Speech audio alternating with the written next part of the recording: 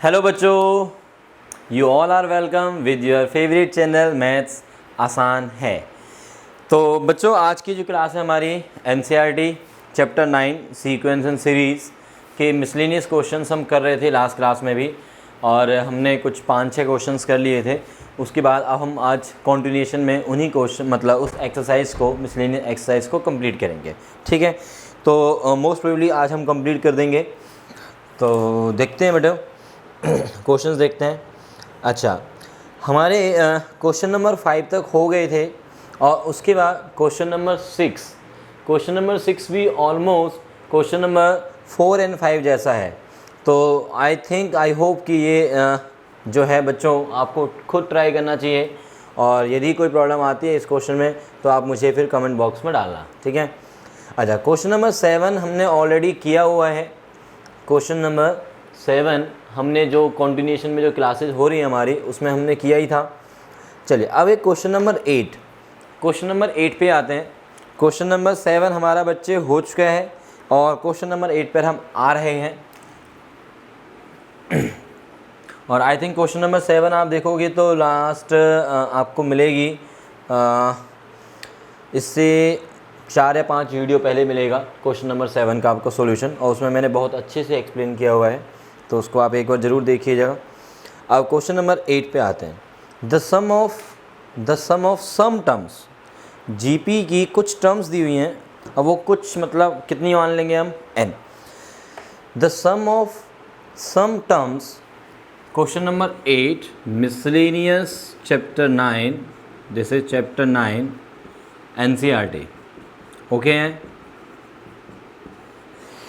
The sum of some terms of GP is 315 whose first term and the common ratio are given by 5 and 2। देखो, कुछ terms की बात कर रहा है, कुछ टर्म्स, तो कुछ टर्म मतलब n टर्म्स मान लें हम, तो let n be the number of terms in GP, number of terms. तो सम ऑफ n टर्म्स कितना दिया हुआ है हमें, 315। सम ऑफ n टर्म्स का क्या फॉर्मूला है बच्चों, a इंटू में r की पावर n -1 अपॉन में r -1। मैंने r -1 वाला इसलिए यूज़ किया है क्योंकि यहाँ पे जो r है वो 1 से बड़ा है। ठीक है, इज इक्वल्स टू 315। अच्छा, a कितना दिया है बच्चों, 5, r हमारा 2 है, अपॉन में ये 2 माइनस का 1, 315। 5 से कैंसिल हुआ बेटा, 5 6 जा 5 3 जा, तो दिस इज 2 की power n -1 is equals to 63, क्योंकि नीचे तो 2 - 1 है, तो 2 की पावर n कितना हुआ, 64। 2 की पावर n 64, तो n कितना हुआ, 6।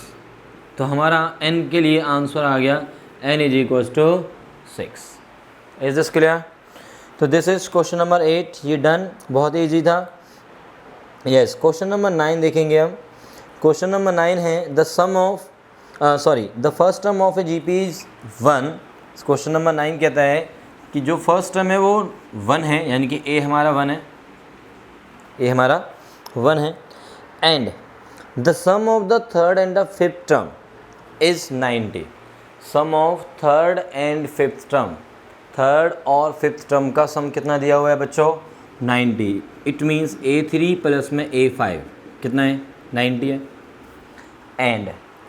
And find the common ratio, हमें क्या करना है, फाइंड कॉमन रेशो, इनके हमें r की वैल्यू निकालनी है।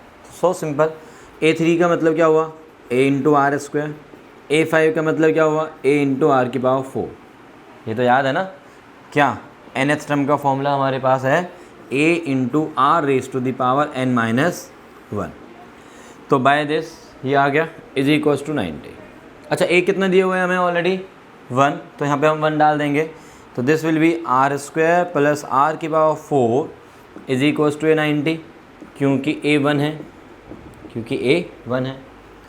अब ये देखो, ये आपको कैसी इक्वेशन नज़र आएगी, r के पावर 4 इधर लिख लो, आर स्क्वायर माइनस का 90 इज इक्वल्स टू 0। ये जो इक्वेशन है बच्चों आपकी, उसमें पावर 4 आ रही है, पावर 2 आ रही है।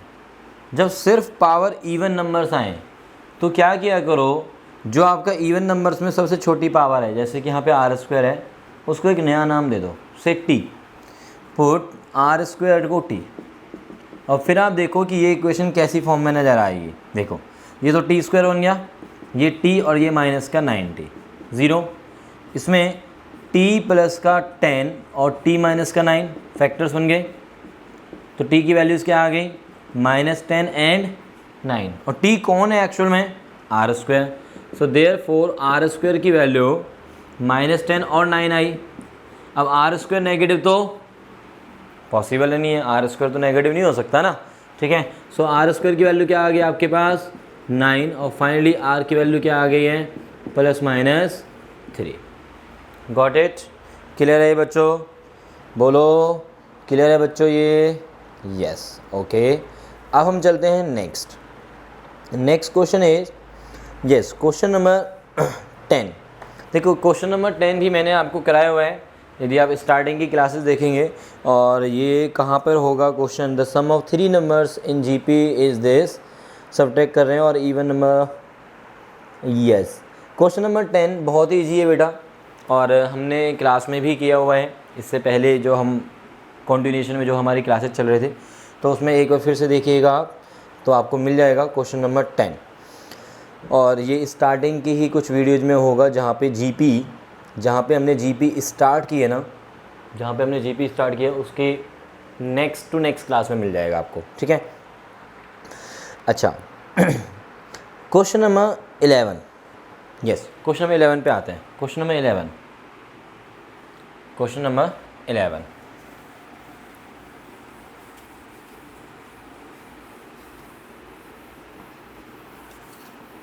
क्वेश्चन नंबर 11 क्या है समझते हैं।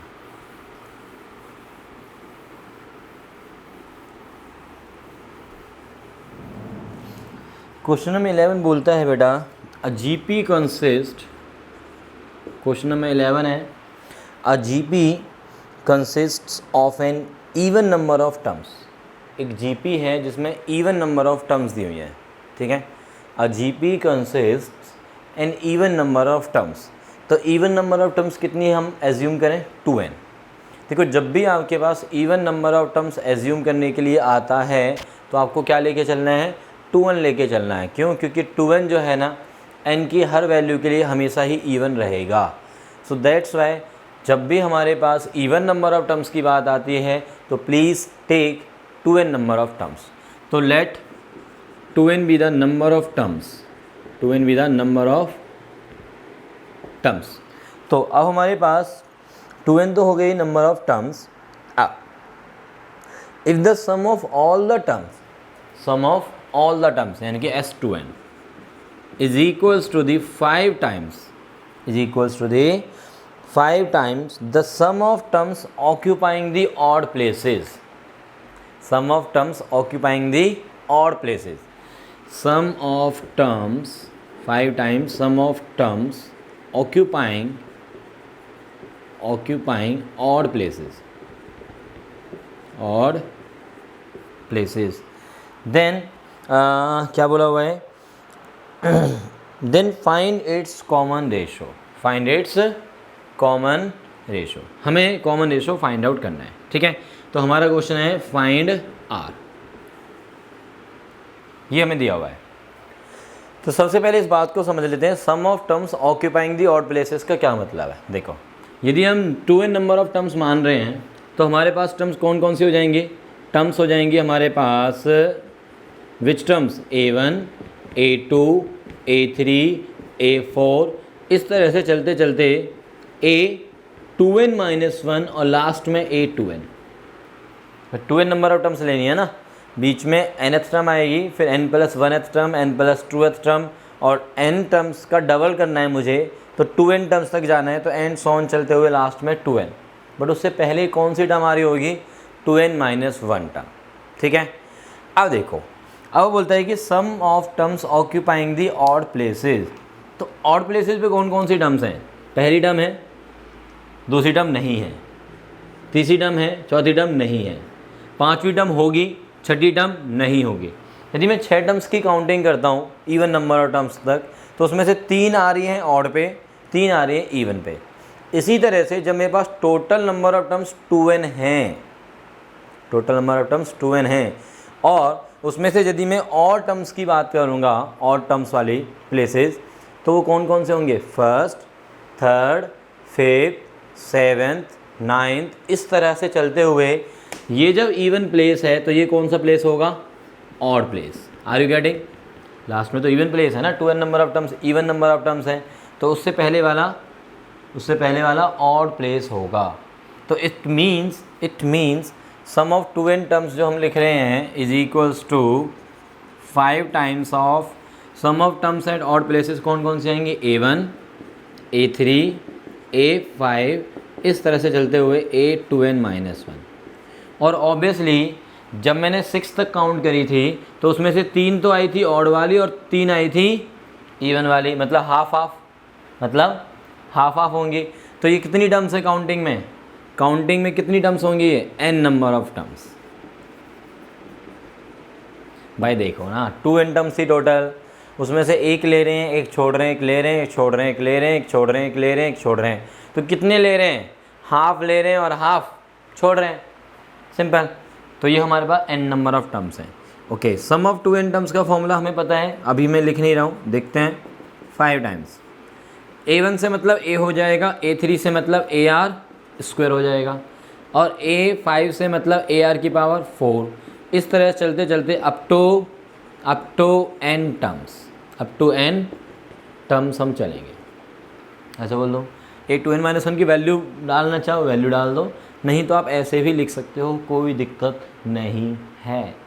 ये क्या बन रहा है? अंदर देखो जीपी बन रहा है, जिसमें फर्स्ट टर्म तो a ही है। फर्स्ट टर्म क्या है बेटा? a, and the common ratio कितना है? बोलो, कॉमन रेशो कितना आ रहा है यहाँ पे? Are square. कॉमन रेशो कितना आ रहा है? R square. Okay, sorry. तो what this imply? Sum of 2n terms का फॉर्मूला लगाओ, a इंटू में r की power, sum of 2n terms r की पावर 2n माइनस का 1 अपॉन में r minus 1 is equals to 5 times. अब यहाँ पे कितनी टर्म्स हैं? n टर्म्स हैं, बट कॉमन रेशो कितना है? दिस अपॉन दिस कितना है? r स्क्वायर है। तो फॉर्मूला लगाएंगे 5 as it is, a into a तो फर्स्ट टर्म, इंटू में क्या आएगा? r की पावर n। बट r कौन है यहाँ पे? r से मतलब होता है कॉमन रेशो, और कॉमन रेशो कौन है यहाँ पे? r स्क्वायर है, r नहीं है, r स्क्वायर है। तो r स्क्वायर की पावर में n माइनस का ये 1 अपॉन में r स्क्वायर माइनस का 1। भाई देखो, हमारा फॉर्मूला ये नहीं कहता है कि a इंटू आर की power n minus 1 upon r minus 1 में r की जगह r ही रखना है। r का मतलब है वहाँ पे कॉमन रेशो की वैल्यू रखनी है। तो कॉमन रेशो कितना यहाँ पे? आर स्क्वायर है, और a से मतलब होता है फर्स्ट टर्म की वैल्यू रखनी है। तो फर्स्ट टर्म की वैल्यू अभी भी a ही है, ठीक है। तो नाउ अब आप देखेंगे, क्योंकि पावर की पावर आपस में क्या हो जाती है बेटा? मल्टीप्लाई। तो ये क्या बन जाएगा? r की पावर 2n माइनस का 1, और ये भी r की पावर 2n माइनस 1। तो ये वाली टर्म इस वाली टर्म को कैंसिल करेगी, a से आपका a चला जाएगा। अच्छा, r माइनस 1, और यहाँ पे क्या है? r square minus 1। तो इसके तो फैक्टर्स हो गए, r स्क्वायर माइनस 1 के ये फैक्टर्स हो जाएंगे। दिस इम्प्लाइज 1 अपॉन में r minus 1 is equals to 5 upon में r स्क्वायर माइनस 1 को लिखेंगे r minus 1 into r plus 1। अच्छा, r माइनस 1 से r माइनस 1 चला गया, r प्लस 1 की वैल्यू क्या आ गई यहाँ से? 5। तो r की वैल्यू आ गई फाइनली 4। तो common ratio will be equals to 4 and this is your correct answer. ठीक है, गॉट इट बच्चों। सम ऑफ 2n टर्म्स, तो 2n टर्म्स ली हमने, उनका सम कर दिया लेफ्ट साइड में, सीधा सीधा फॉर्मूला। कॉमन रेशो में r मान के चलूँगा और फर्स्ट टर्म में a लेके चलूँगा, ठीक है। देन टर्म्स कौन सी वाली? ऑड प्लेसेस पे। ऑड प्लेसेस पे मैंने देखा कौन कौन सी टर्म आ रही हैं, उन टर्म्स का सम लिया, 5 टाइम्स किया। वो जो है वो जीपी तो बना रहे हैं, बट वो जो जीपी है, क्योंकि देखो ना बीच में एक गैप आ गया, जो जीपी चल रही थी कॉमन रेशो आर वाली, वो तब था जब दिस अपॉन दिस था, बट अब सीधा दिस अपॉन दिस आएगा, तो कॉमन रेशो आर स्क्वायर हो जाएगा। तो बस फॉर्मूला लगा दिया। Got it, very good. तो बच्चों आई थिंक ये अच्छे समझ में आया होगा आप लोगों को। अब हम नेक्स्ट क्वेश्चन की तरफ चलते हैं। तो क्वेश्चन नंबर 12, क्वेश्चन नंबर 12 भी हमने किया हुआ है क्लास के अंदर ही, सही है जी। इससे पहले जो क्लासेज हुई हैं उसमें किया हुआ है हमने वो क्वेश्चन। क्वेश्चन नंबर 13 पे आते हैं बच्चों। क्वेश्चन नंबर 13,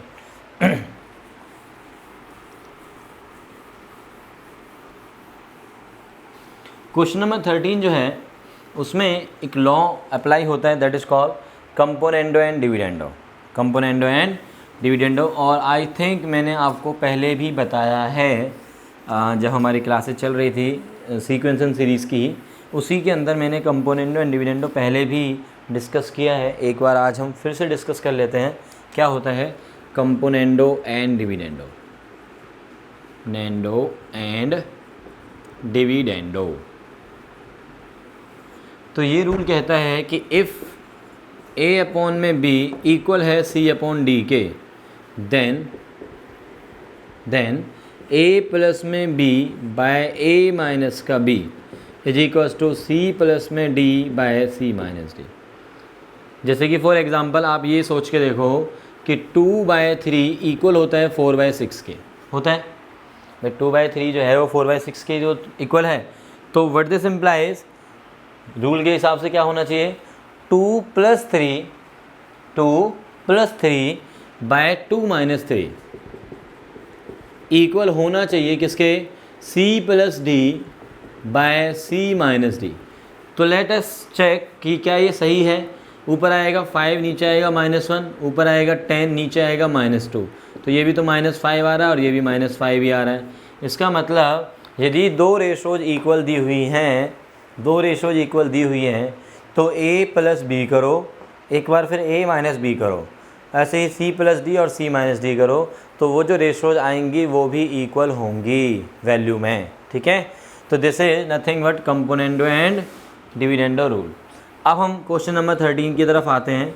तो क्वेश्चन नंबर 13 कहता है हमारा इफ़ a + bx अपॉन में a माइनस का bx इक्वल दिया हुआ है b प्लस में cx upon b minus cx, c plus में dx बाय c माइनस में dx, then we have to prove that a b c d are in GP। ठीक है, तो ये तीन रेशोज इक्वल दिए हुए हैं बेटा, this equals to this equals to this. तो हम क्या करेंगे 1 बाय 1 लेते हैं पेयर वाइज।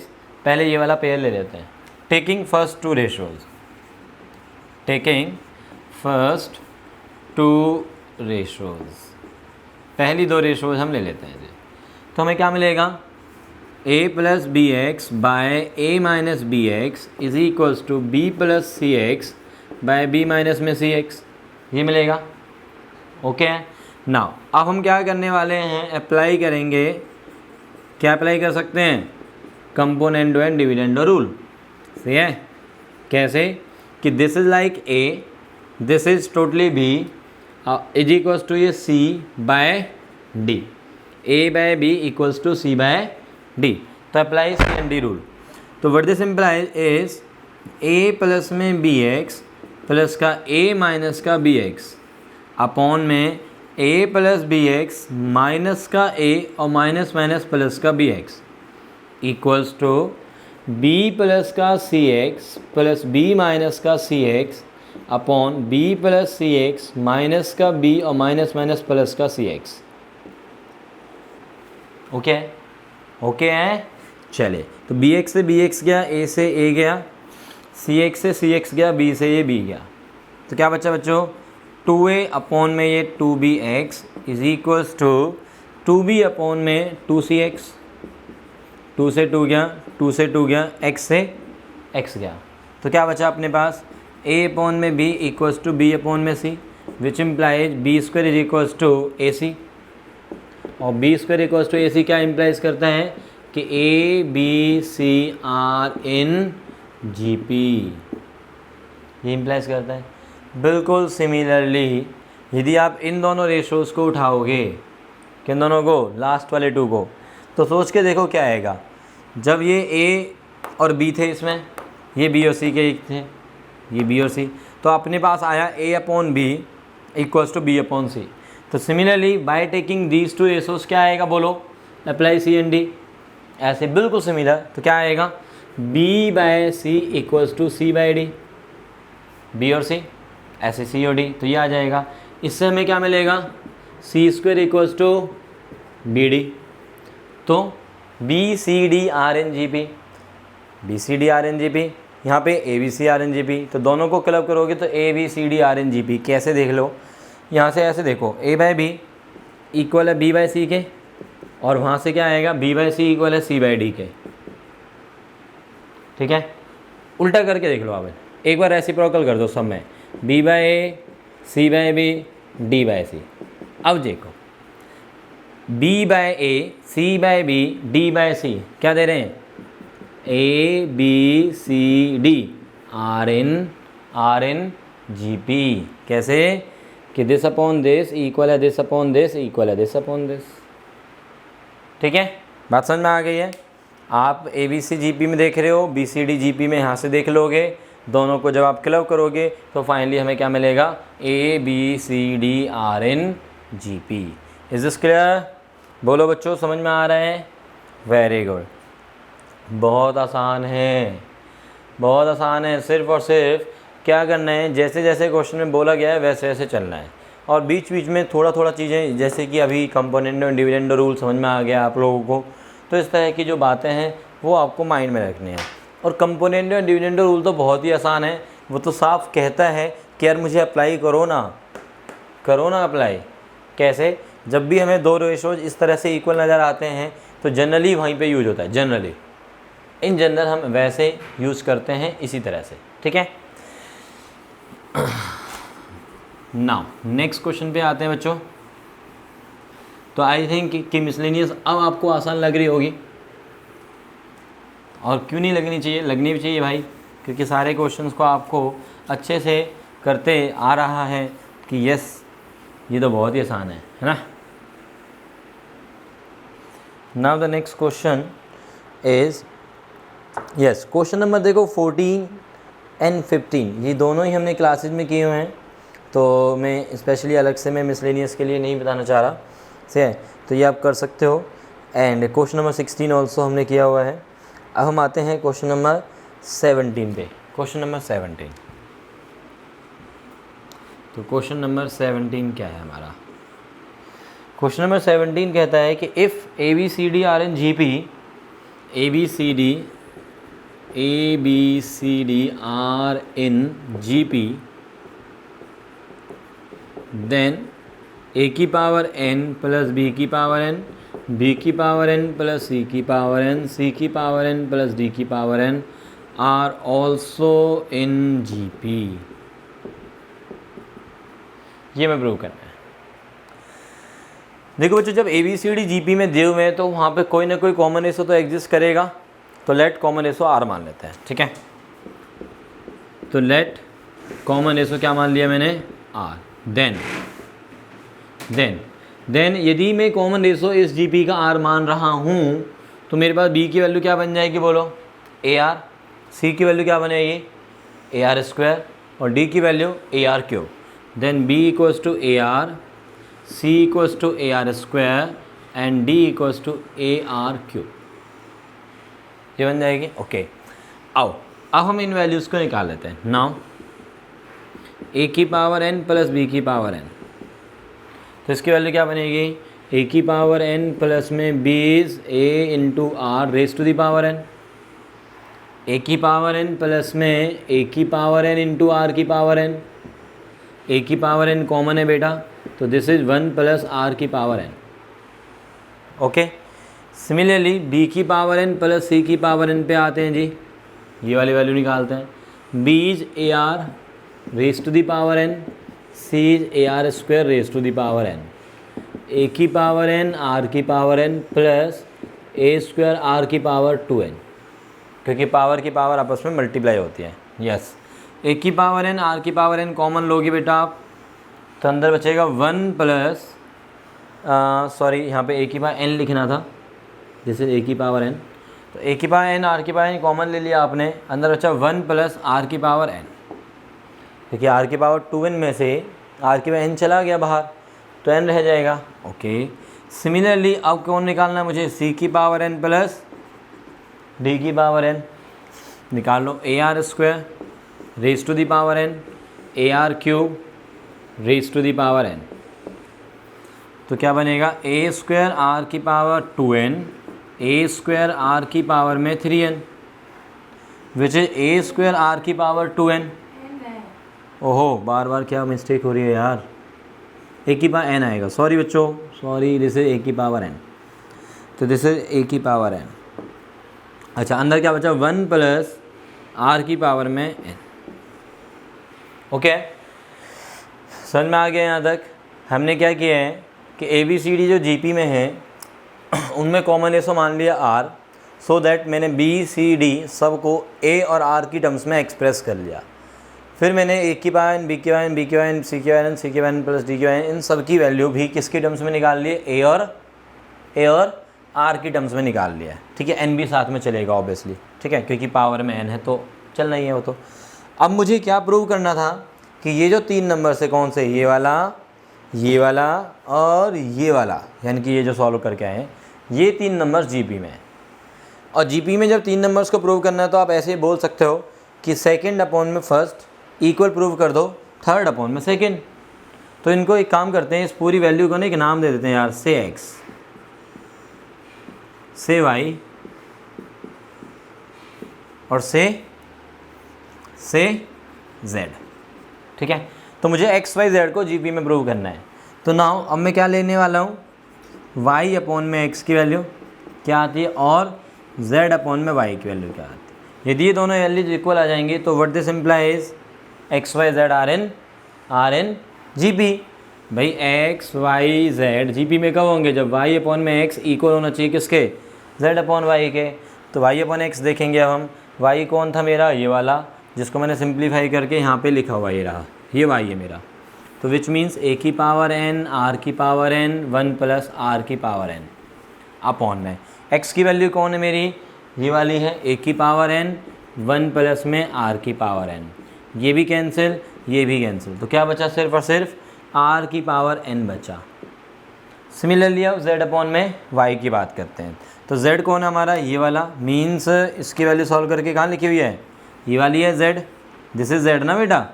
तो इसकी वैल्यू डाल दो, ए की पावर n, आर की पावर 2n, 1 प्लस आर की पावर n अपॉन में y कौन है, ये वाला मीन्स ये रहा y, ये y तो है, विच मीन्स ए की पावर n, आर की पावर n, 1 प्लस आर की पावर n। ये इससे चला गया, ये इससे चला गया, बेस सेम है, पावर ऊपर जाके माइनस हो जाएगी, 2n में से n पावर चली जाएगी तो क्या रह जाएगी, n पावर। तो z अपॉन y और y अपॉन x दोनों ही सेम वैल्यू दे रहे हैं। इसका मतलब क्या होगा, x y z which means this and this are in GP। So therefore x y z are in GP और दिस इज हैप्पीली प्रूव्ड। समझ में आया बच्चों, this is happily proved. Okay, तो बच्चों आपको कॉन्सेप्ट समझ में आए होंगे सभी क्वेश्चंस के, साथ में क्वेश्चंस भी समझ में आए हैं और आई होप कि आपको ये सब कुछ पसंद आया है। So that's why you must like this video and please अपने दोस्तों को शेयर कीजिए और उनको भी बोलिएगा कि सब्सक्राइब करें। इस चैनल पे आपको बहुत कुछ फ्री ऑफ कॉस्ट मिलने वाला है। मैथ्स आपकी आसान तो पक्का श्योरली हो ही जाएगी। ठीक है, थैंक यू बच्चों, बाय बाय।